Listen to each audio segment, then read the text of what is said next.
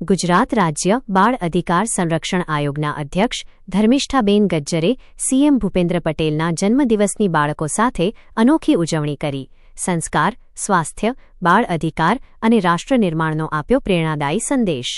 રાજકોટ શહેરના ઓમનગર વિસ્તારમાં આવેલી શ્રી જ્ઞાન સૌરભ સ્કૂલ ખાતે ગુજરાત રાજ્ય બાળ અધિકાર સંરક્ષણ આયોગના અધ્યક્ષ શ્રીમતી ધર્મિષ્ઠાબેન ગજ્જરની વિશેષ મુલાકાત દરમિયાન ઉત્સાહ, આનંદ, સંસ્કાર અને પ્રેરણાથી ભરપૂર કાર્યક્રમનું આયોજન કરવામાં આવ્યું હતું. આ પ્રસંગે ગુજરાતના માનનીય મુખ્યમંત્રી શ્રી ભૂપેન્દ્રભાઈ પટેલના જન્મદિવસની વિદ્યાર્થીઓ સાથે અનોખી અને ભાવસભર ઉજવણી કરવામાં આવી હતી. સમગ્ર શાળા પરિવાર, વિદ્યાર્થીઓ, શિક્ષકો અને ઉપસ્થિત મહાનુભાવોએ હેપી બર્થ ડે ટુ સીએમના નારાઓ સાથે મુખ્યમંત્રીને જન્મદિવસની શુભેચ્છાઓ પાઠવી હતી.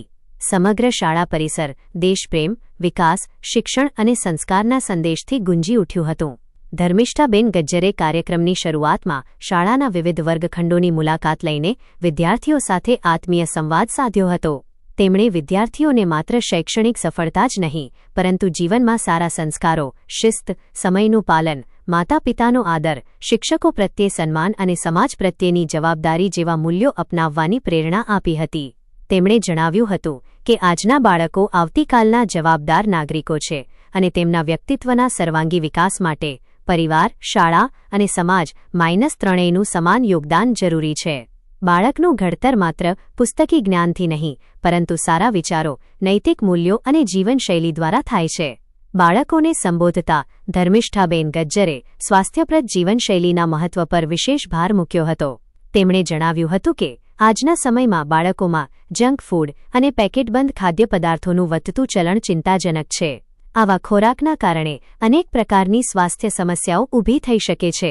તેમણે બાળકોને ઘરમાં તૈયાર થતો પૌષ્ટિક નાસ્તો, તાજું ભોજન, દૂધ, ફળ, લીલા શાકભાજી અને પોષણયુક્ત આહાર અપનાવવાની સલાહ આપી હતી. સાથે જ નિયમિત વ્યાયામ, યોગ, રમતગમત, સ્વચ્છતા અને સમયસર ઊંઘ જેવી સારી આદતો જીવનનો અભિન્ન ભાગ બનાવવાની અપીલ કરી હતી. તેમણે જણાવ્યું કે સ્વસ્થ શરીર અને સ્વસ્થ મન જ સફળ જીવનનો સાચો આધાર છે. મુખ્યમંત્રી શ્રી ભૂપેન્દ્રભાઈ પટેલના જન્મદિવસની ઉજવણી દરમિયાન વિદ્યાર્થીઓએ આનંદ અને ઉત્સાહ સાથે શુભેચ્છા ગીતો ગાયા અને મુખ્યમંત્રીના દીર્ઘાયુષ્ય તથા રાજ્યના સતત વિકાસ માટે શુભેચ્છાઓ વ્યક્ત કરી હતી. ધર્મિષ્ઠાબેન ગજ્જરે જણાવ્યું હતું કે મુખ્યમંત્રીના માર્ગદર્શન હેઠળ રાજ્યમાં શિક્ષણ, બાળ કલ્યાણ, આરોગ્ય, મહિલા સશક્તિકરણ અને સર્વાંગી વિકાસ માટે અનેક લોકકલ્યાણકારી યોજનાઓ સફળતાપૂર્વક અમલમાં મૂકવામાં આવી રહી છે. બાળકોના ઉજ્જવળ ભવિષ્ય માટે રાજ્ય સરકાર સતત કાર્યરત છે અને દરેક બાળકને ગુણવત્તાસભર શિક્ષણ તથા સુરક્ષિત વાતાવરણ મળે તે માટે પ્રતિબદ્ધ છે. અષાઢી બીજની પૂર્વ સંધ્યાના પાવન અવસરને અનુલક્ષીને ભગવાન જગન્નાથજીની આરતીનું પણ આયોજન કરવામાં આવ્યું હતું.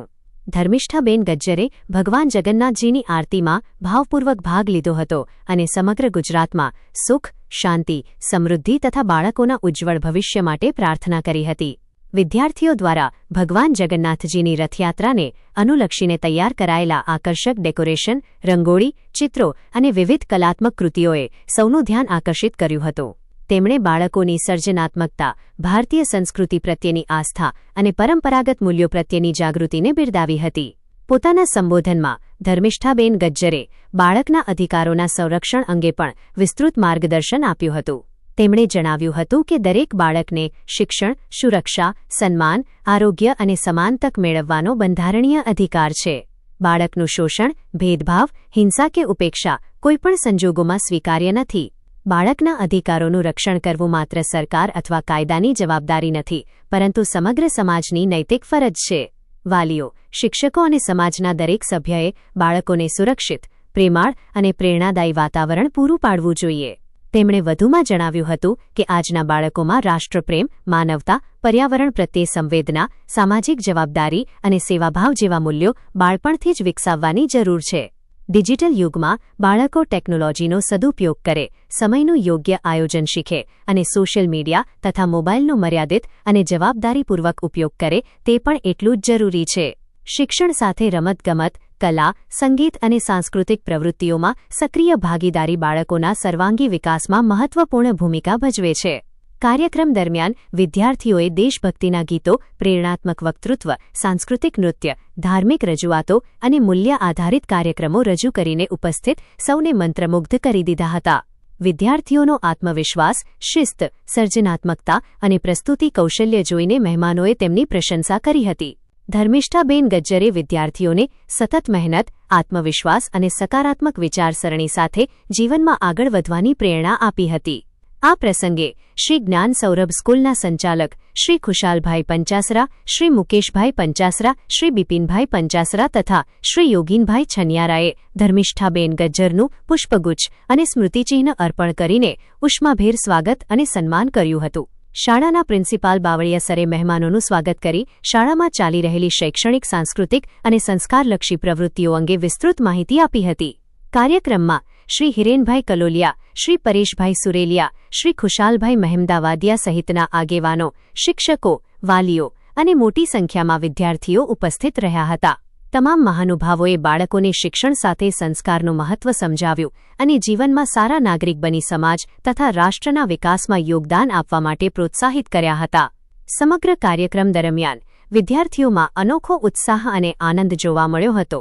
મુખ્યમંત્રીના જન્મદિવસની ઉજવણીને માત્ર શુભેચ્છા કાર્યક્રમ પૂરતી મર્યાદિત ન રાખીને તેને સંસ્કાર, સ્વાસ્થ્ય, બાળ અધિકાર, ભારતીય સંસ્કૃતિ, શિક્ષણ અને રાષ્ટ્ર નિર્માણ જેવા મૂલ્યો સાથે જોડવાનો સફળ પ્રયાસ કરવામાં આવ્યો હતો.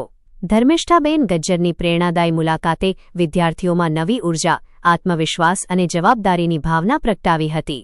અંતે શાળા પરિવાર દ્વારા તમામ મહેમાનોનો આભાર વ્યક્ત કરવામાં આવ્યો હતો અને ભવિષ્યમાં પણ બાળકોના સર્વાંગી વિકાસ, મૂલ્ય આધારિત શિક્ષણ, સંસ્કાર સિંચન અને બાળ અધિકારો અંગે જાગૃતિ લાવતા આવા પ્રેરણાદાયી કાર્યક્રમોનું આયોજન સતત કરવામાં આવશે તેવી પ્રતિબદ્ધતા વ્યક્ત કરવામાં આવી હતી.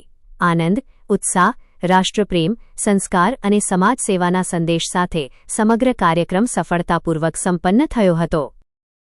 તમે બધાએ એડવાન્સમાં ભગવાનની આરતી ઉતારી લીધી, બરાબર?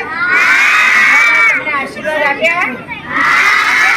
ભગવાનને તમે સારી રીતે આરતી ઉતારી, સાચા દિલથી આરતી ઉતારી તો ભગવાન તમને આશીર્વાદ આપે. અને શું આશીર્વાદ લેવાના આપણે ભગવાન પાસે શું આશીર્વાદ માંગીએ? તમે ભગવાનને પ્રાર્થના કરો તો શું આશીર્વાદ માંગો? અમને બધાને બહુ બુદ્ધિ આપે, શક્તિ આપે, સારી વિદ્યા આપે, આવા આશીર્વાદ માંગવાના ને? તમે વિદ્યા આપી છો, તમારે ભણવાનું છે, એટલે ભણવું છે ને? કોને ભણવું છે બોલો તો?